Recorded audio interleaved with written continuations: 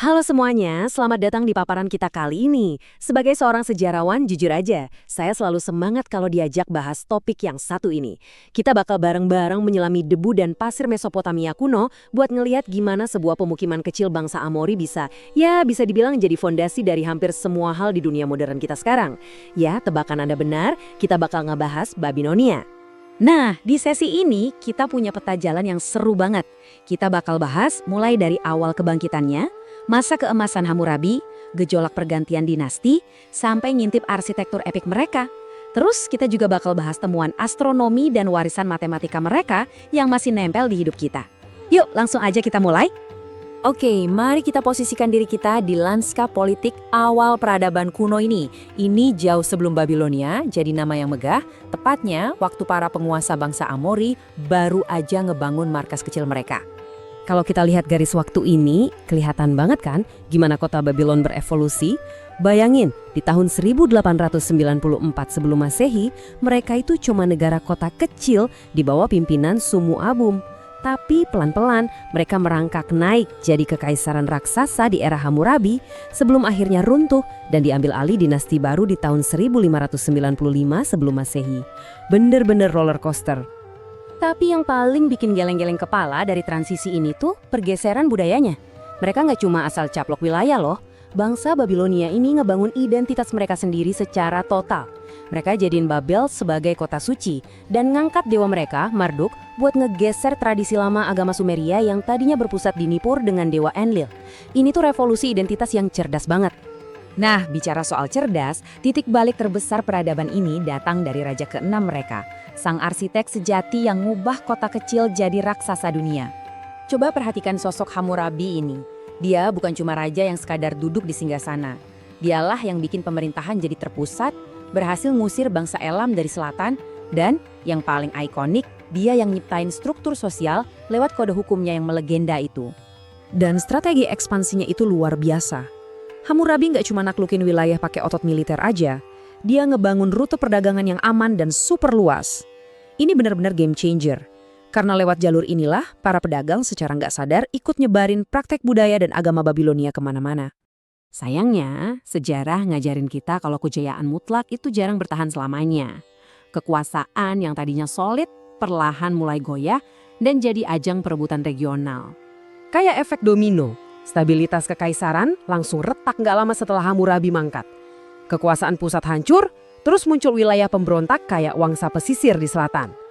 Puncaknya, tahun 1595 sebelum Masehi, invasi besar bangsa Het ngehancurin Babilonia. Nah, kekacauan inilah yang akhirnya ngasih karpet merah buat dinasti Kasih ambil alih kendali. Oke, kita tarik napas sebentar, kita tinggalin urusan perang dan politik. Sekarang kita jalan-jalan ke fisik kotanya. Karena tata kota Babylon tuh jenius banget dari segi teknik dan seni.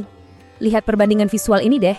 Di satu sisi, karena nggak punya banyak batu, mereka bikin kuil-kuil raksasa pakai jutaan bata lumpur. Tapi di sisi lain, mereka ngelapisin ziguratnya pakai ubin enamel yang warnanya cerah banget. Kombinasi yang bikin lanskap kotanya nggak ada lawan di zaman itu. Dan ini nih bagian yang bikin saya paling kagum. Mereka nggak cuma jago bikin bangunan megah, tapi insinyur mereka udah mikirin tata kota modern. Coba bayangin, mereka udah pasang sistem drainase buat ngatur air hujan. Dan tebak pakai apa? Pipa timbal. Ya, pipa di zaman kuno. Bener-bener jauh melampaui zaman mereka kan?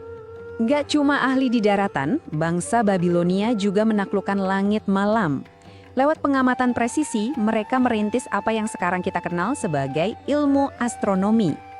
Kalau kita teliti data di Lolempung kayak Enuma, Anu, Enlil ini, kita bakal nemuin bukti ketekunan yang gila-gilaan. Mereka mencatat pergerakan Venus tiap malam selama 21 tahun berturut-turut. Ini bukti nyata di mana manusia mulai sadar dan ngitung kalau benda-benda langit itu punya siklus yang berulang.